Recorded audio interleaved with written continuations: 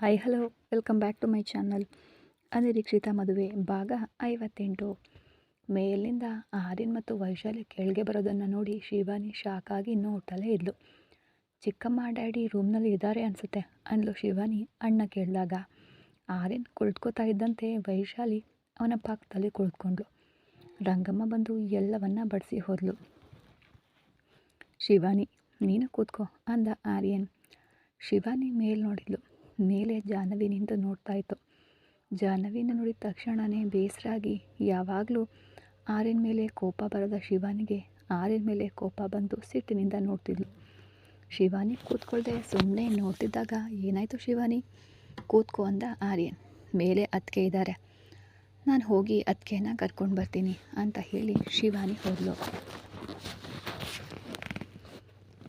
ಶಿವಾನಿ ಮೇಲೆ ಹೋಗಿ ಜಾಹ್ನವಿ ಹತ್ರ ಹೋಗಿ, ಅತ್ತಿಗೆ ಊಟ ಮಾಡೋಣ ಬನ್ನಿ ಅಂತ ಕರೆದ್ಲು. ನನಗೆ ಹಸಿವಿಲ್ಲ ಶಿವಾನಿ, ನೀನು ಹೋಗಿ ಊಟ ಮಾಡು ಅಂತ ಜಾಹ್ನವಿ ಎದ್ದು ಹೋಗ್ತಿದ್ದಾಗ ಶಿವಾನಿ ಅವಳ ಕೈ ಹಿಡಿದು ತಡೆದು, ನೀನು ಬೆಳಗ್ಗೆಯಿಂದ ಏನೂ ತಿಂದಿಲ್ಲ, ಅಣ್ಣನಿಗಾಗಿ ಕಾಯ್ತಾ ಇದ್ದೆ ಅಲ್ವಾ, ಅಣ್ಣ ಈಗ ಊಟ ಮಾಡ್ತಾ ಇದ್ದಾರೆ, ನೀವು ಕೂಡ ಬನ್ನಿ ಅದಕ್ಕೆ ಅಂದ್ಲು. ಕಣ್ಣಲ್ಲಿ ನೀರು ಬರ್ತಾಯಿದ್ರು. ಪಕ್ಕಕ್ಕೆ ತಿರುಗಿ ಒರೆಸ್ಕೊಳ್ತಾ ಶಿವಾನಿ ಕಡೆ ನೋಡಿ, ಅದಕ್ಕೆ ನೀನು ಇಲ್ಲಿಗೆ ಬಂದಿದ್ದೆ ಅಣ್ಣನಿಗಾಗಿ ಅಲ್ವಾ ಅಂತ ಕೇಳಿದ್ಲು. ಹೌದು, ನಿಮ್ಮ ಅಣ್ಣನಿಗೋಸ್ಕರ, ಧೈರ್ಯ ಮಾಡಿ ನಮ್ಮ ಅಣ್ಣನಿಗೆ ಕೂಡ ಹೇಳ್ದೆ ಬಂದೆ ಅಂದ್ಲು. ಮತ್ತು ಅದೇ ಧೈರ್ಯದಿಂದ ನೀನು ಅಣ್ಣನ ಹೆಂಡತಿಯಾಗಿ ಈ ಮನೆಯಲ್ಲಿ ಸೊಸೆಯಾಗಿ ಇರಬೇಕಿತ್ತು. ಆದರೆ ಹೀಗೆ ನಿನ್ನ ಅಸ್ತಿತ್ವವೇ ಇಲ್ಲದವಳಂತೆ ಅಣ್ಣನನ್ನು ಹಾಗೆ ಬಿಟ್ಬಿಟ್ರೆ ಯಾಕೆ? ಅಣ್ಣನನ್ನು ಬಿಡದಂತೆ ಇಲ್ಲೇ ಬಂದು ಕೂತಿದ್ದಾಳೆ. ನಿಮ್ಮ ಅಣ್ಣನಿಗೆ ವೈಶಾಲಿ ಅಂದರೆ ಪ್ರೀತಿ ಇರೋದಕ್ಕೆ ತಾನೇ ಅವಳನ್ನು ತನ್ನ ರೂಮ್ನಲ್ಲಿ ನೋಡಿಯೂ ಏನೂ ಅಂದಿಲ್ಲ ನಿಮ್ಮ ಅಣ್ಣ, ಅವಳ ಜೊತೆ ನಗ್ತಾ ಊಟಕ್ಕೆ ಕೆಳಗೆ ಬಂದಿರೋದು ಅಂದ್ಲು. ಅಣ್ಣ ಅವಳನ್ನು ಏನೂ ಅಂದಿಲ್ಲ ಅಂದರೆ ಅದಕ್ಕೆ ಯಾವುದೋ ಒಂದು ಕಾರಣ ಇರುತ್ತೆ. ಅದಕ್ಕೆ ಯಾವ ಕಾರಣ ಆದರೂ ಆಕೆ ಜೊತೆ ರೂಮ್ನಲ್ಲಿ ಇರೋದು ಸರಿನಾ ಶಿವಾನಿ ಅಂದ್ಲು ಜಾಹ್ನವಿ. ಅಣ್ಣ ಹಾಗೆ ಮಾಡೋದು ತಪ್ಪೇ ನಿಜ, ಯಾಕೆ ಹಾಗೆ ಮಾಡ್ತಿದ್ದಾನೆ ಅಂತ ನಾನು ಕೇಳ್ತೀನಿ. ಮೊದಲು ಬಾ ಅದಕ್ಕೆ. ನಿಜವಾಗ್ಲೂ ಶಿವಾನಿ, ನನಗೆ ನಿಜವಾಗ್ಲೂ ತಿನ್ನಬೇಕು ಅಂತ ಅನ್ನಿಸ್ತಾ ಇಲ್ಲ, ನೀನು ಹೋಗು, ಮತ್ತೆ ನಿಮ್ಮ ಅಣ್ಣನಿಗೆ ನಿನ್ನ ಮೇಲೆ ಕೋಪ ಬರುತ್ತೋ ಏನೋ ಅಂದ್ಲು ಜಾಹ್ನವಿ. ಅದಕ್ಕೆ ಕನಿಷ್ಠ ಹಾಲಾದರೂ ಕುಡಿ, ನಾನು ರಂಗಮ್ಮನ ಕೈಲಿ ಕಳಿಸ್ತೀನಿ, ಏನೂ ಬೇಡ ಶಿವಾನಿ, ರೂಮ್ಗೆ ಹೋಗ್ತೀನಿ ಅಂತ ಹೇಳಿ ಹೋಗಿ ರೂಮ್ ಮೇಲೆ ಬೆಡ್ ಮೇಲೆ ಮಲಗಿ ಎದೆಯಿಂದ ಒಮ್ಮಳಿಸಿ ಬರ್ತಾಯಿದ್ದ ನೋವನ್ನು ಕಣ್ಣೀರಿನ ರೂಪದಲ್ಲಿ ದಿಂಬಿನ ಮೇಲೆ ಸುರಿಸಿದ್ಲು ಜಾಹ್ನವಿ. ಇತ್ತ ಶಿವಾನಿ ಕೆಳಗೆ ಹೋಗುವಾಗ ವೈಶಾಲಿ ಆರ್ಯನ್ ಪ್ಲೇಟ್ನಲ್ಲಿ ಬಡಿಸಿ ತಾನು ಕೂಡ ಪ್ಲೇಟ್ನಲ್ಲಿ ಹಾಕ್ಕೊಂಡಿದ್ದನ್ನು ನೋಡಿ ಶಿವಾನಿ ಬರೋದನ್ನು ನೋಡಿ ವೈಶಾಲಿ, ಶಿವಾನಿಗೂ ಬಡಿಸು ಅಂತ ಆರ್ಯನ್, ಏನೂ ಬೇಡ ನಾನೇ ಬಡಿಸ್ಕೋತೀನಿ ಅಂತ ಸಿಟ್ಟಿನಿಂದ ಅಂದ್ಲು. ಏನೋ ಸ್ವಲ್ಪ ಬಡಿಸ್ಕೊಂಡು ವೇಗವಾಗಿ ತಿಂದು ಕೈ ತೊಳ್ಕೊಂಡು, ಅಣ್ಣ ನಾನು ಹೋಗ್ತಿದ್ದೀನಿ ಅಂತ ಆರ್ಯನ್ ಉತ್ತರಕ್ಕಾಗಿ ಕೂಡ ಕಾಯ್ದೆ ಶಿವಾನಿ ಮೇಲೆ ಹೋದ್ಲು. ಆರ್ಯನ್ ಶಿವಾನಿ ಹೋದ ಕಡೆ ನೋಡ್ತಿದ್ದಾಗ ವೈಶಾಲಿ ಅದನ್ನು ಗಮನಿಸಿ, ಆರ್ಯ ತಿಂದೆ ಏನು ಹಾಗೆ ನೋಡ್ತಿದ್ದೀಯಾ, ತಿನ್ನು ಅಂದ್ಲು. ಹಾಂ ತಿಂತಿದ್ದೇನೆ ಅಂತ ತುತ್ತು ಬಾಯಿಗೆ ಹಾಕ್ಕೊಳ್ಳುವಾಗ ಏನೋ ಅಸಮಾಧಾನವಾಗಿ ಎದ್ದು ಸಿಂಕ್ ಹತ್ರ ಹೋದವನು ಕೈ ತೊಳ್ಕೊಂಡು, ವೈಶಾಲಿ ನಾನು ಡ್ಯಾಡಿ ಹತ್ರ ಹೋಗಿ ಬರ್ತೀನಿ, ನೀನು ಊಟ ಮುಗಿಸಿ ಹೋಗಿ ಮಲಗು ಅಂದ ಆರ್ಯ. ಅದೇನದು ಆರ್ಯ, ಒಂದು ತುತ್ತು ಕೂಡ ಸರಿಯಾಗಿ ತಿಂದೆ ಹೋಗ್ತೀಯಾ ಅಂತ ಹೇಳಿದರು. ಏನು ಕೂಡ ಹೇಳಿದೆ ಪ್ರತಾಪ್ ವರ್ಮ ರೂಮ್ ಹತ್ರ ಹೋಗಿ ಬಾಗಿಲು ತಟ್ಟಿ ಒಳಗೆ ಹೋದ ಆರ್ಯ. ಪ್ರತಾಪ್ ವರ್ಮ ಜೊತೆ ಶರ್ಮಿಳಾ ಮಾತನಾಡ್ತಾ ಇದ್ಲು. ಆರ್ಯನ್ ಬರೋದನ್ನು ನೋಡಿ ಸೈಲೆಂಟ್ ಆದರು. ಡ್ಯಾಡಿ ಹೇಗಿದ್ದೀರಾ ಅಂತ ಕೇಳ್ದ ಆರ್ಯ. ನನ್ನ ವಿಷಯ ಬಿಡು, ವಾಸ್ತವವಾಗಿ ಈ ಮನೆಯಲ್ಲಿ ಏನು ನಡೀತಿದೆ ಆರ್ಯ ಅಂತ ಪ್ರತಾಪ್ ವರ್ಮ ಗಂಭೀರವಾಗಿ ಕೇಳ್ದ. ಡ್ಯಾಡಿ ನಿಮಗೆ ಏನು ನಡೀತಿದೆ ಅಂತ ಹೇಳೋಣ ಅಂದ್ಕೊಳ್ಳೋ ಅಷ್ಟರಲ್ಲಿ ನಿಮಗೆ ಈ ರೀತಿ ಅಪಘಾತ ಆಯಿತು, ಅದಕ್ಕೆ ಹೇಳೋದಕ್ಕೆ ಆಗಲಿಲ್ಲ ಅಂದ.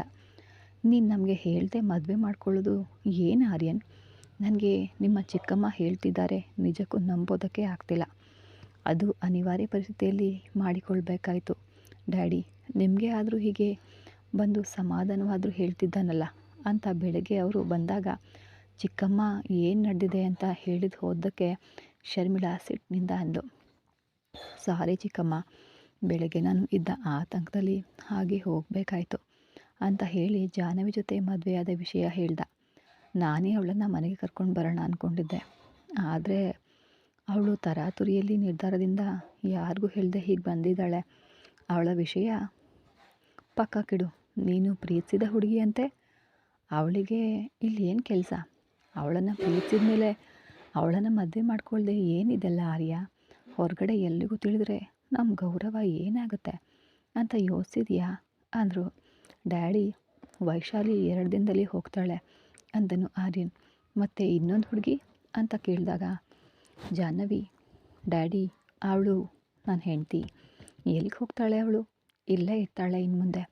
ತನಗೆ ಹೇಳ್ದೆ ಬಂದಿದ್ದಾಳೆ ಅನ್ನೋ ಕೋಪ ಬಿಟ್ಟರೆ ಬೇರೆ ಏನೂ ಇಲ್ಲ. ಅವಳಂದರೆ ನನಗೆ ಇಷ್ಟ.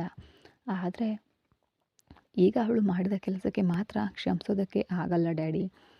ಯಾರಾದರೂ ನನ್ನ ಮದುವೆ ವಿಷಯ ಕೇಳಿದರೆ ನನಗೆ ಮದುವೆ ಆಗಿದೆ ಅಂತ ಹೇಳಿ ಹೊರಗೆ ಬಂದ ಆರ್ಯ.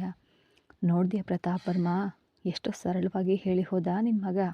ಇವರ ಮೇಲೆ ಆಸೆ ಇಟ್ಕೊಂಡ್ರೆ ಇಷ್ಟು ವರ್ಷ ನಾವು ಯಾವುದಕ್ಕಾಗಿ ಕಾಯ್ತಾ ಇದ್ವೋ ಅದು ನಮ್ಮ ಕೈಗೆ ಸಿಗಲ್ಲ ಅಂದು ಶರ್ಮಿಳಾ. ಹಾಗೆ ಯಾಕೆ ಆಗೋದಕ್ಕೆ ಬಿಡ್ತೀನಿ? ನಾವು ಏನು ಅಂತ ಅವರಿಗೆ ಅರ್ಥ ಆಗೋ ಹಾಗೆ ಮಾಡ್ತೀವಿ ತಾನೇ. ಮೊದಲು ಆ ಶಿವಾನಿಯನ್ನು ಆ ರಮೇಶ್ ಕೈಲಿ ಹೇಗೆ ಮದುವೆ ಮಾಡಬೇಕೋ ನೋಡು, ಆಮೇಲೆ ಇವನು ನೋಡ್ಕೊಳ್ಳೋಣ. ಮದುವೆ ಮಾಡಿರುವ ಮದುವೆ ವಿಷಯ ಏನು ಮಾಡಬೇಕೋ ನೋಡೋಣ. ನೀವು ಮೊದಲು ಗುಣಮುಖರಾಗಿ ಎದ್ದು ಬನ್ನಿ, ಆಮೇಲೆ ತಲಾ ಒಬ್ಬೊಬ್ಬರ ಕೆಲಸ ನೋಡ್ಕೊಳ್ಬಹುದು ಅಂದ್ಲು ಶರ್ಮಿಳಾ. ಇತ್ತ ಜಾಹ್ನವಿ ಹತ್ತು ಹಾಗೇ ಮಲಗಿದ್ಲು. ಶಿವಾನಿ ಜಾಹ್ನವಿ ಹತ್ರ ಬರಬೇಕು ಅಂದ್ಕೊಂಡ್ರು. ಇಲ್ಲ, ಈಗ ಅತ್ತಿಗೆ ತೊಂದರೆ ಕೊಡೋದು ಬೇಡ ಅಂತ ತನ್ನ ರೂಮ್ಗೆ ಹೋದ್ಲು ಶಿವಾನಿ. ವೈಶಾಲಿ ಮಾತ್ರ ಊಟ ಮುಗಿಸಿ ಮೇಲೆ ಹೋಗುವಾಗ ಜಾಹ್ನವಿ ರೂಮ್ ಬಾಗಿಲು ಸ್ವಲ್ಪ ತೆರೆದಿದ್ದನ್ನು ನೋಡಿ ರೂಮ್ ಹತ್ರ ಹೋಗಿ ನೋಡಿದ್ಲು. ಜಾಹ್ನವಿ ಪಾಪ ಬೆಡ್ ಮೇಲೆ ಮಲಗಿರೋದನ್ನು ನೋಡಿ, ತಿಂಡಿ ತೀರ್ಥ ಇಲ್ಲದೆ ಅಳ್ತಾ ಇದೆಯಾ? ನಿನ್ನನ್ನು ಹೀಗೆ ನೋಡ್ತಾ ಇದ್ರೆ ನನಗೆ ಎಷ್ಟು ಆನಂದ ಆಗ್ತಿದೆ ಗೊತ್ತಾ ಅಂತ ಸಂತೋಷವಾಗಿ ತನ್ನ ರೂಮ್ಗೆ ಹೋಗಿ, ಇವತ್ತು ಆರ್ಯ ನನ್ನ ಪಕ್ಕದಲ್ಲಿ ಮಲಗಬಹುದು ಅಂತ ಆನಂದ ಪಟ್ಕೊಂಡು ಆರ್ಯನ್ ಯಾವಾಗ ಬರ್ತಾನೋ ಅಂತ ಕಾಯ್ತಾ ಕೂತಿದ್ಲು. ಆರ್ಯನ್ ಮನಸ್ಸಿನಲ್ಲಿ ಹೇಳಲಾಗದ ವೇದನೆ. ಒಂದು ಕಡೆ ನಿಲ್ಲಲು ಆಗ್ತಿಲ್ಲ, ಕೂರಲು ಆಗ್ತಿಲ್ಲ. ಹೊರಗಡೆ ತೋಟಕ್ಕೆ ಬಂದು ಅತ್ತ ಇತ್ತ ತಿರುಗ್ತಾ ಕೆಲವು ದಿನ ತಾಳ್ಮೆಯಿಂದ ಇರೋದಕ್ಕೆ ಆಗಲ್ವಾ? ನಿನಗೆ ಗೊತ್ತಿದೆ ಅಂತ ತಿಳಿದಿದ್ದು ಬಂದಿದ್ದೀಯಾ ಅಂದರೆ ನೀನು ಏನು ಮಾಡಿದರೂ ಬಾಯಿ ಮುಚ್ಕೊಂಡು ನಾನು ಇರ್ತೀನಿ ಅಂತ ಅಂದ್ಕೊಂಡ್ಯಾ ಜಾಹ್ನವಿ? ನೀನು ಏನು ಮಾಡಿದರೂ ಕ್ಷಮಿಸ್ತಿದ್ದೀನೇನೋ, ಆದರೆ ನನ್ನ ಮೇಲೆ ನಂಬಿಕೆ ಇಲ್ಲದೆ ನೀನು ಬಂದಿದ್ದೀಯಾ ನೋಡು, ಅದು ನೆನಪಿಸ್ಕೊಂಡ್ರೆ ಮಾತ್ರ ನಿನ್ನ ಮೇಲೆ ಕೋಪ ಬರ್ತಿದೆ. ನಿನಗೆ ತಾಳಿ ಕಟ್ಟಾಗಿನಿಂದ ನಿನ್ನನ್ನೇ ಪ್ರೀತಿಸ್ತಾ ಇದ್ದೀನಿ. ಅಂತಹ ನನ್ನ ಮೇಲೆ ನಿನಗೆ ನಂಬಿಕೆ ಯಾಕೆ ಹೋಯಿತು ಜಾನು? ವೈಶಾಲಿ ಬಗ್ಗೆ ಹೇಳಿ ನಿನ್ನನ್ನು ನೋಯಿಸೋದು ಇಷ್ಟ ಇಲ್ಲದೆ ನಿನಗೆ ಹೇಳಲಿಲ್ಲ ಅಷ್ಟೇ. ಆವತ್ತು ಆಸ್ಪತ್ರೆಯಲ್ಲಿ ಜ್ಯೋತಿ ನನ್ನ ಜೊತೆ ಇರೋದನ್ನು ನೋಡಿ ನನ್ನ ಮೇಲಿದ್ದ ನಂಬಿಕೆ ಹೋಯ್ತಾ ಜಾಹ್ನವಿ? ಅಂದರೆ ನನ್ನ ಬಗ್ಗೆ ನಿನಗೆ ಅಷ್ಟೇನಾಗುತ್ತಿರೋದು? ಅಂದೇ ನೀನು ಫೋನ್ನಲ್ಲಿ ಕೇಳಿದಿದ್ರೆ ಹೀಗೆ ಆಗಿದೆ ಅಂತ ವೈಶಾಲಿ ಬಗ್ಗೆ ಹೇಳ್ತಿದ್ದೆ. ನೀನು ನಾನು ಹೇಳೋದು ಕೇಳದೆ ಕನಿಷ್ಠ ಮಾತು ಮಾತ್ರ ಆದರೂ ಆಡದೆ ನಾನು ಹೀಗೆ ಬರ್ತಾ ಇದ್ದೇನೆ ಅಂತ ಕೂಡ ಹೇಳದೆ ಬಂದಿದ್ದೀಯ ನೋಡು. ಹಾಗೆ ಬಂದನ್ನು ನೋಡಿ ಆನಂದ ಪಡಬೇಕಾ ನಾನು ಅಂತ ಮನಸ್ಸಿನಲ್ಲಿ ಅಂದ್ಕೊಳ್ತಾ ಮೇಲೆ ಬಂದನು ಆರ್ಯ. ಇತ್ತ ಜಾಹ್ನವಿ ರೂಮ್ ಹತ್ರ ಬರುವಾಗ ನಿಂತು ರೂಮ್ ಕಡೆ ನೋಡಿದ ಆರ್ಯ. ತೆರೆದಿದ್ದ ಬಾಗಿಲಿನ ಮೂಲಕ ಜಾಹ್ನವಿ ಬೆಡ್ ಮೇಲೆ ಮಲಗಿದ್ದನ್ನು ನೋಡಿ ಏನಾಯಿತು, ಯಾಕೆ ಹೀಗೆ ಮಲಗಿದ್ದಾಳೆ ಅಂತ ಯೋಚಿಸ್ತಾ ಆ ಬಾಗಿಲಿನ ಹತ್ರ ಹೋದ. ವೈಶಾಲಿ ಅಲ್ಲಿಗೆ ಬಂದು, ಆರ್ಯ, ಇದು ನಮ್ಮ ರೂಮ್ ಅಲ್ವಾ, ಆ ಕಡೆ ಹೋಗ್ತಿದೀಯಾ ಏನು ಅಂತ ಆರ್ಯನ್ ಹತ್ತಿರಕ್ಕೆ ಬಂದಳು. ಆರ್ಯನ್ ವೈಶಾಲಿ ಕಡೆ ಗಂಭೀರವಾಗಿ ನೋಡಿ, ಇದು ನಮ್ಮದಲ್ಲ, ನನ್ನ ರೂಮ್ ಅಂದ. ನಿನ್ನ ರೂಮ್ ಅಂದರೂ ಅದೇ ಆರ್ಯ, ನಾನು ಕೂಡ ಇದ್ದೀನಲ್ವಾ, ಅದಕ್ಕೆ ನಮ್ಮದು ಒಂದೇ. ಇವತ್ತು ಒಂದೇ ದಿನ, ನೀನು ಇಲ್ಲಿ ಮಲಗು. ನಾಳೆ ನಿನಗಾಗಿ ಯಾವುದಾದ್ರೂ ಪ್ರತ್ಯೇಕ ರೂಮ್ ವ್ಯವಸ್ಥೆಯನ್ನು ಮಾಡ್ತೀನಿ ಅಂದ. ಬೇರೆ ಯಾಕೆ ಆರ್ಯ, ಇದು ನನಗೆ ಆರಾಮದಾಯಕವಾಗಿಯೇ ಇದೆ ಅಲ್ವಾ ಅಂದ್ಲು. ನಿನಗೆ ಆರಾಮವಾಗಿರಬಹುದು, ಆದರೆ ನನಗಲ್ಲ ಅಂತ ಒಳಗೆ ಹೋಗಿ ಬೆಡ್ಶೀಟ್ ಮತ್ತು ದಿಮ್ ತಂದು ಅಲ್ಲಿ ಸೋಫಾದಲ್ಲಿ ಇದ್ದರೆ ಅಲ್ಲಿ ಹೋಗಿ ಮಲಗಿ ಅದರ ಮೇಲೆ ಅವುಗಳನ್ನು ಹಾಸಿ ಕುಳಿತುಕೊಂಡ. ವೈಶಾಲಿ ಆಶ್ಚರ್ಯವಾಗಿ ನೋಡ್ತಾ, ಏನಿದು ಆರ್ಯ, ರೂಮ್ನಲ್ಲಿ ಅಷ್ಟೊಂದು ದೊಡ್ಡ ಬೆಡ್ ಇಟ್ಕೊಂಡು ಇಲ್ಲಿ ಮಲಗ್ತಿದೀಯಾ? ರೂಮ್ಗೆ ಬಂದು ಮಲಗು ಬಾ ಅಂದ್ಲು. ರೂಮ್ನಲ್ಲಿ ಎಷ್ಟು ದೊಡ್ಡ ಬೆಡ್ ಇದೆ ಅನ್ನೋದಲ್ಲ, ನೀನು ನಾನು ಒಂದೇ ರೂಮ್ನಲ್ಲಿ ಹೇಗಿರ್ತೀವಿ, ನೀನು ಹೋಗಿ ಮಲಗು ಅಂದ ಆರ್ಯ. ಅದಲ್ಲ ಆರ್ಯ ಅಂತಿದ್ದಂತೆ ಆರ್ಯನ್ ಗಂಭೀರವಾಗಿ ನೋಡ್ದ. ಆ ನೋಟಕ್ಕೆ ಹೆದರಿ ಸರಿ ಅಂತ ಒಳಗೆ ಹೋದ್ಲು. ಆರ್ಯನ್ ಸೋಫಾದಲ್ಲಿ ಕುಳಿತು ಜಾಹ್ನವಿ ರೂಮ್ ಕಡೆ ನೋಡ್ತಿದ್ದ. ಜಾಹ್ನವಿ ಕದ್ದಲದೆ ಮಲಗಿದ್ದನ್ನು ನೋಡಿ, ನೀನು ಹೀಗೆ ಮಾಡದೇ ಇದ್ದಿದ್ರೆ ಇಬ್ಬರಿಗೂ ಈ ನೋವು ಇರ್ತಾ ಇರಲಿಲ್ವಲ್ಲ ಜಾನು. ನೀನು ಮಾಡಿದ ಕೆಲಸಕ್ಕೆ ಇಬ್ಬರು ಪಶ್ಚಾತ್ತಾಪ ಪಡ್ತಾ ಇದ್ದೇವೆ ಅಂತ ಅಂದ್ಕೊಳ್ತಾ ಸೋಫಾದಲ್ಲೇ ಮಲಗಿದ್ದನು ಆರ್ಯ. ಇತ್ತ ರೂಮ್ಗೆ ಹೋಗಿ ವೈಶಾಲಿ ಕೋಪದಿಂದ ದಿಂಬನ್ನು ಎಸೆದ್ಲು. ಆರ್ಯನ ಜೊತೆ ಹರಟೆ ಹೊಡಿತಾ ಮಲಗಬಹುದು ಅಂತ ಎಷ್ಟು ಆಸೆ ಪಟ್ಟಿದ್ದೆ, ಕೊನೆಗೆ ಹೀಗೆ ಮಾಡಿಬಿಟ್ನಲ್ಲ ಅಂತ ಕೋಪದಿಂದ ಮಲಗಿದ್ಲು. ಶರ್ಮಿಳಾ ಇತ್ತ ಬಾಲನ್ ರೂಮ್ಗೆ ಬಂದು, ಕ್ಷಮಿಸು ಬಾಲನ್, ಇವತ್ತು ನಿನ್ನ ಬಗ್ಗೆ ಏನೂ ಗಮನ ಹರಿಸಲು ಆಗಲೇ ಇಲ್ಲ ಅಂತ ಹೇಳಿ, ಈಗ ಏನಾಯಿತು ಅಂದ. ಸಮಯಕ್ಕೆ ಸರಿಯಾಗಿ ಎಲ್ಲ ತಂದು ಇಡ್ತಿದ್ದೀರಲ್ಲ, ತೊಂದರೆ ಏನೂ ಇಲ್ಲ. ಇಷ್ಟು ಬಿಟ್ಟು ಮನೆಯಲ್ಲಿ ಏನು ನಡೀತು ಅಂತ ಕೇಳ್ದ ಬಾಲನ್. ಏನು ನನ್ನ ಜಾತಕದಲ್ಲಿ ಈಗ ನನಗೆ ಅನುಕೂಲವಾಗಿ ಏನೂ ಇಲ್ಲ ಅನಿಸುತ್ತೆ ಬಾಲನ್, ಎಲ್ಲ ಹಿನ್ನಡೆಗಳೇ ಆಗ್ತವೆ ಅಂತ ಕೋಪದಿಂದ ಅಂದ್ಲು. ನಿನಗೆ ಆದ ಹಿನ್ನಡೆಗಳನ್ನು ನೀನು ಅನುಕೂಲವಾಗಿ ಬದಲಾಯಿಸ್ಕೊಳ್ಳೋ ಬುದ್ಧಿವಂತಿಕೆ ನಿನಗೆ ಇದೆ ಅಲ್ವಾ ಶರ್ಮಿಳಾ, ಇನ್ನು ಏನಿದೆ ನಿನ್ನ ಭಯ ಅಂದನು ಬಾಲನ್. ಅದೆಲ್ಲ ಒಂದು ಕಾಲ ಬಾಲನ್, ಈಗ ನನಗೆ ಆ ಬುದ್ಧಿವಂತಿಕೆ ಇಲ್ಲ. ಎಲ್ಲ ಬುದ್ಧಿವಂತಿಕೆ ಇದ್ದರೆ ನನ್ನ ಮಗ ಎಲ್ಲಿದ್ದಾನೆ ಅಂತ ತಿಳ್ಕೊಳ್ತಾ ಇದ್ದೆ, ಹಾಗೆ ಮನೆಯಲ್ಲಿ ಆರ್ಯ ಏನು ಮಾಡ್ದ ಅನ್ನೋದನ್ನು ಕೂಡ ತಿಳ್ಕೊಳ್ತಾ ಇದ್ದೆ ಅಂತ ನಿರಾಶೆಯಿಂದ ಅಂದ್ಲು. ಶರ್ಮಿಳಾ, ನೀನು ಹಾಗೆ ನಿರಾಶೆಗೊಂಡ್ರೆ ಹೇಗೆ? ನಿನ್ನ ಮನಸ್ಸಿನಲ್ಲಿರುವ ನಿರಾಶೆಯನ್ನು ಹೊರಹಾಕಿ ಏನು ಮಾಡಬೇಕು ಅಂತ ಯೋಚಿಸು. ಈಗ ಇಬ್ಬರು ಆರ್ಯನ ಸಲುವಾಗಿ ಬಂದಿದ್ದಾರೆ ಅಲ್ವಾ, ಅವರಲ್ಲಿ ನಿನ್ನ ಮಾತು ಕೇಳುವವರು ಯಾರು ಅಂತ ತಿಳ್ಕೊಂಡು ನೀನು ಮಾಡಬೇಕಾಗಿದ್ದನ್ನು ಮಾಡು. ಈಗ ನಿನಗೆ ಪ್ರತಿಕೂಲವಾಗಿರೋ ಪರಿಸ್ಥಿತಿಗಳು ಅನುಕೂಲವಾಗಿ ಬದಲಾಗುತ್ತೆ ಅಂತ ಬಾಲನ್ ಹೇಳಿದ ವಿಷಯದ ಬಗ್ಗೆ ಯೋಚಿಸ್ತಿದ್ದಂತೆ ಶರ್ಮಿಳಾ ಮುಖದಲ್ಲಿ ನಗು ಮೂಡ್ತು. ನಾಳೆಯಿಂದ ನಾನು ಯಾರು ಅಂತ ತೋರಿಸ್ಕೊಡ್ತೀನಿ ಅಂದ್ಲು. ಶರ್ಮಿಳಾ ಅಂದರೆ ಹಾಗೆ ಇರಬೇಕು.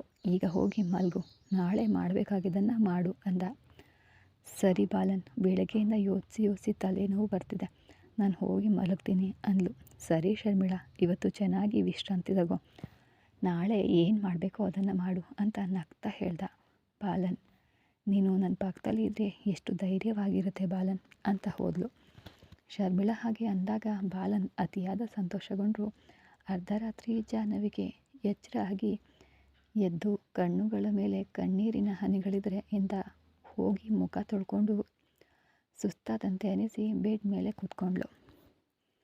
ಇತ್ತ ಆರ್ಯನ್ ವೈಶಾಲ್ ಜೊತೆ ಊಟ ಮಾಡಲು ಹೋಗಿದ್ದು ನೆನಪಿಗೆ ಬಂದು, ಊಟ ಮಾಡಿ ಹೋಗಿರ್ತಾರಾ ಅಂತ ಎದ್ದು ಸಮಯ ನೋಡಿ, ಒಂದು ಗಂಟೆ ಆಯಿತಾ, ನಾನು ಅಳ್ತಾ ಹಾಗೇ ಮಲಗಿದ್ದೆ ಅನಿಸುತ್ತೆ ಅಂತ ಹಸಿವಾದಾಗ ಮನೋಜ್ ನೆನಪಿಗೆ ಬಂದರು.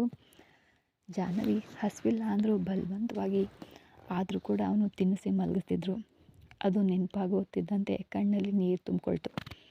ಅಮ್ಮ ಅಪ್ಪ ಇಲ್ದಿದ್ರು ಆ ಕೊರತೆ ನನಗೆ ಬರದಂತೆ ನೋಡ್ಕೊಂಡಿದ್ದೀಯ ಅಣ್ಣ, ನನಗೆ ಇವತ್ತು ಅಮ್ಮ ಅಪ್ಪ ನೆನಪಾಗ್ತಿದ್ದಾರೆ ಕಣೋ ಅಣ್ಣ ಅಂತ ನೋವಿನಿಂದ ಅಂದ್ಕೊಂಡ್ಳು ಜಾಹ್ನವಿ. ನಾನಿಲ್ಲದೆ ಹೇಗಿದೆಯೋ, ಆಫೀಸ್ನಿಂದ ಬಂದು ಊಟ ಮಾಡಿದೆಯೋ ಇಲ್ವೋ ಅಂತ ಮನೋಜ್ ಬಗ್ಗೆ ಯೋಚಿಸ್ತಿರ್ಬೇಕಾದ್ರೆ ಇದ್ದಕ್ಕಿದ್ದಂತೆ ವೈಶಾಲಿ ಆರ್ಯನ್ ರೂಮ್ನಲ್ಲಿ ಇರೋದು ನೆನಪಾಗಿ ವೇಗವಾಗಿ ಹೊರಗೆ ಬಂದಳು. ಎದುರುಗಡೆ ಸೋಫಾದಲ್ಲಿ ಮಲಗಿದ್ದ ಆರ್ಯನನ್ನು ನೋಡ್ತಿದ್ದಂತೆ ಆನಂದದಿಂದ ಆರ್ಯ ಅನ್ನುತ್ತಾ ಹತ್ತಿರಕ್ಕೆ ಹೋಗಿ ಮಲಗಿದ್ದ ಆರ್ಯನನ್ನು ಹಾಗೆ ನೋಡ್ತಾ ನಿಂತು, ನಿಮ್ಮ ಬಗ್ಗೆ ನನಗೆ ಗೊತ್ತು, ನೀವು ಯಾವುದೇ ತಪ್ಪು ಮಾಡೋದಿಲ್ಲ, ಆದರೆ ಎದುರಿನವರು ಮಾಡುವ ಕೆಲಸದಿಂದ ನೀವು ಎಲ್ಲಿ ನನಗೆ ದೂರ ಆಗ್ತಿರೋ ಅಂತ ಭಯದಿಂದ ನಾನು ಇಲ್ಲಿಗೆ ಬಂದೆ ಆರ್ಯ, ಆದರೆ ನಿಮ್ಮ ಮೇಲೆ ನಂಬಿಕೆ ಇಲ್ಲದೆ ಅಲ್ಲ ಅಂತ ನೋವಿನಿಂದ ಅಂದ್ಕೊಂಡು ಅಲ್ಲೇ ಕೆಳಗೆ ಕುಳಿತು ಆರ್ಯನ್ ಎದೆಗೆ ಹತ್ತಿರವಾಗಿ ತಲೆ ಇಟ್ಕೊಂಡ್ಳು. ಆರ್ಯನ್ ನಿದ್ರೆಯಲ್ಲಿ ಜಾಹ್ನವಿ ಕುಳಿತಿದ್ದ ಕಡೆಗೆ ತಿರುಗಿ ಜಾಹ್ನವಿ ಮೇಲೆ ಕೈ ಹಾಕಿ ಮಲಗಿದ. ಆರ್ಯನ್ ಹಾಗೆ ಮಾಡಿದಾಗ ಜಾಹ್ನವಿಗೆ ತುಂಬಾ ಧೈರ್ಯವಾಗಿ ಅನಿಸಿ ಹಾಗೇ ಮಲ್ಕೊಂಡ್ಳು. ಇತ್ತ ರೂಮ್ನಲ್ಲಿ ವೈಶಾಲಿ ಕೋಪದಿಂದ ಸೋಫಾದಲ್ಲಿ ಮಲಗೋದು ಕಷ್ಟ ಆಗಿ ಸ್ವಲ್ಪ ಸಮಯದ ನಂತರವಾದರೂ ಆರ್ಯ ಬರ್ತಾನೆ ಅಂತ ನೋಡ್ತಾ ಇದ್ಲು. ಆದರೆ ಎಷ್ಟು ಹೊತ್ತು ನೋಡಿದರೂ ಕೂಡ ಆರ್ಯ ಬರದೇ ಇದ್ದಿದ್ದರಿಂದ ಕೋಪದಿಂದ ಆರ್ಯ ನಿದ್ರೆ ಮಾಡಿದ್ದಾನ ಇಲ್ವಾ ನೋಡೋಣ ಅಂತ ಹೊರಗೆ ಬಂದಳು. ವೈಶಾಲಿ ಹೊರಗೆ ಬರುವಾಗ ಜಾಹ್ನವಿ ಕೆಳಗೆ ಕುಳಿತು ಆರ್ಯನ್ ಎದೆ ಬಳಿ ತಲೆ ಇಟ್ಕೊಂಡು ಮಲಗಿದ್ದನ್ನು ನೋಡ್ತಿದ್ದಂತೆ ಕೋಪದಿಂದ ಕಣ್ಣುಗಳು ಕೆಂಪಾದವು. ಹೆಂಡತಿಗೆ ಹತ್ತಿರ ಆಗಲು ರೂಮ್ನಲ್ಲಿ ಮಲಗದೆ ಇಲ್ಲಿ ಮಲಗಿದೀಯ ಆರ್ಯ, ಹೊರಗಡೆ ಮಾತ್ರ ಕೋಪ, ಒಳಗಡೆ ಮಾತ್ರ ಹೆಂಡತಿ ಮೇಲೆ ಪ್ರೀತಿ ಉಕ್ಕಿ ಹರಿತಿದೆ ಅನಿಸುತ್ತೆ. ಅದಕ್ಕೆ ಮೇಲೆ ಕೈ ಹಾಕಿ ಮರೆತು ಮಲಗಿದ್ದಾನೆ. ಈಗ ನಾನು ಹತ್ತಿರ ಬರುವಂತೆ ಹೇಗೆ ಮಾಡ್ತೀನಿ ಅಂತ ನೋಡು ಅಂತ ಕುತಂತ್ರದ ನಗುವನ್ನು ನಗ್ತಾ ಆರ್ಯನ ಹತ್ತಿರಕ್ಕೆ ಬಂದು ಆರ್ಯ ಆರ್ಯ ಅಂತ ತಲೆನೋವಿನಿಂದ ನರಳುತ್ತಾ ಕರೆದ್ಲು.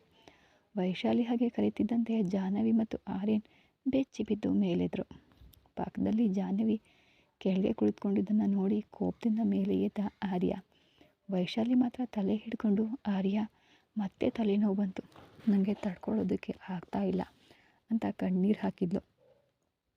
ವೈಶಾಲಿಯನ್ನು ಹಾಗೆ ನೋಡ್ತಲೇ ವೈಶು ಅಂತ ಹತ್ತಿರಕ್ಕೆ ಹೋಗಿ ಏನಾಯಿತು, ಮತ್ತೆ ತಲೆನೋವು ಬಂತ ಅಂತ ಕೇಳ್ದ. ಹೌದು ಆರ್ಯ, ನನಗೆ ತಡ್ಕೊಳ್ಳೋಕೆ ಆಗ್ತಾ ಇಲ್ಲ, ಅದಕ್ಕೆ ನಿನ್ನ ಹತ್ರ ಬರಬೇಕಾಯ್ತು. ಕಮ್ಮಿ ಆಗುತ್ತೆ ಬಿಡು, ನೋವು ಪಡಬೇಡ ವೈಶಾಲಿ ಅಂತ ವೈಶಾಲಿಯನ್ನು ಹಿಡ್ಕೊಂಡು ರೂಮ್ ಒಳಗೆ ಕರ್ಕೊಂಡು ಹೋದ ಆರ್ಯ. ಪಾಪ ಜಾಹ್ನವಿಗೆ ಇಲ್ಲಿ ನಿಜವಾಗ್ಲೂ ಏನೋ ನಡೀತು ಅಂತ ಅರ್ಥ ಆಗದೆ ತಲೆ ಹಿಡ್ಕೊಂಡು ಯಾಕೆ ಅಷ್ಟು ನೋವಿಂದ ನರಳಿದ್ದು ಆ ವೈಶಾಲಿ, ಅವಳಿಗೆ ಏನಾಗಿದೆ ಅಂತ ಅಲ್ಲೇ ಸೋಫಾದಲ್ಲಿ ಕುಳಿತು ಯೋಚಿಸ್ತಾ ಇದ್ಲು. ರೂಮ್ ಒಳಗೆ ಕರ್ಕೊಂಡು ಹೋಗಿ ವೈಶಾಲಿಯನ್ನು ಮಲಗಿಸಿ ಮಾತ್ರೆ ಏನಾದರೂ ತಗೋತೀಯಾ ಅಂತ ಕೇಳ್ದ. ಮಾತ್ರೆ ತಗೊಂಡಿದ್ದೀನಿ ಆರ್ಯ, ಆದರೂ ಕೂಡ ಇನ್ನೂ ಕಡಿಮೆ ಆಗಿಲ್ಲ.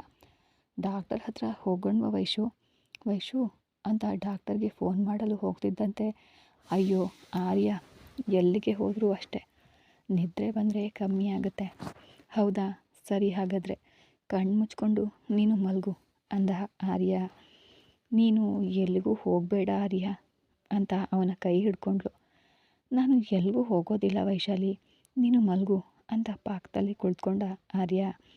ಆರ್ಯನ ಹಾಗೆ ಕುಳ್ಕೊಳ್ತಾ ಇದ್ದಂತೆ ವೈಶಾಲಿ ನನ್ನ ಕೈಗೆ ಸಿಕ್ತೆ, ನಿನ್ನನ್ನು ಹೇಗೆ ಬಿಡ್ತೀನಿ ಆರ್ಯ ಅಂತ ಅಂಟ್ಕೊಂಡ ಹಾಗೆ ಮುತ್ತಿಟ್ಲು ಅವನ ಕೈಗೆ. ವೈಶಾಲಿ ಈ ಕತೆ ಮುಂದುವರಿಯುವುದು. ಈ ವೈಶಾಲಿ ಎಷ್ಟು ಕೆಟ್ಟವಳಲ್ವ, ತಾನು ಸಾಯ್ತೀನಿ ಅಂತ ಅನ್ಕೋತಿದ್ರು ಇವರಿಬ್ಬರನ್ನೂ ನೆಮ್ಮದಿಯಾಗಿರೋಕೆ ಬಿಡ್ತಿಲ್ಲ. ನಿಮ್ಮ ಅನಿಸಿಕೆಗಳನ್ನು ಕಾಮೆಂಟ್ ಮೂಲಕ ತಿಳಿಸಿ. ಮತ್ತೆ ಸಿಗೋಣ ಮುಂದಿನ ಎಪಿಸೋಡಲ್ಲಿ. ಧನ್ಯವಾದಗಳು.